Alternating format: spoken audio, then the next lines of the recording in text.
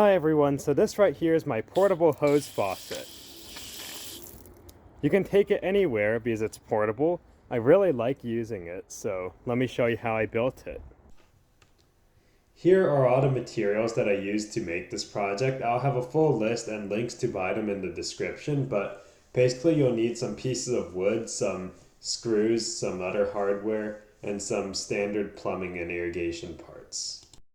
Let's start by attaching the base to the post.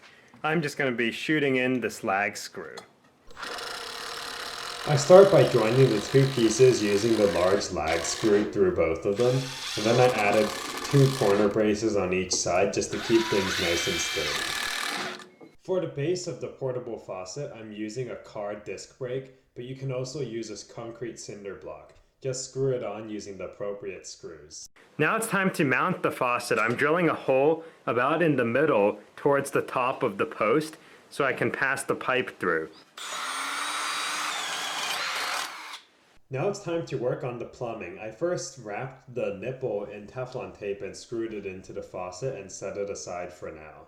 Next, I insert the faucet and nipple through the hole we drilled in the wooden post and secured the faucet using 2 screws. The rest of the plumbing work is super easy. I just wrapped the threads in Teflon tape, added the elbow, and then screwed in the garden hose thread to pipe thread adapter. I finished up the plumbing by tightening everything until it's snug. Always use 2 wrenches when working with threaded fittings or else you might damage something.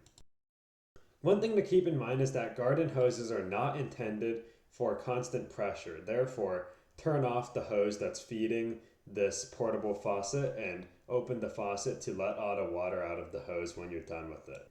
Well anyways, I hope you guys enjoyed this video. Don't forget to like and subscribe if you enjoyed it, and see you all next time.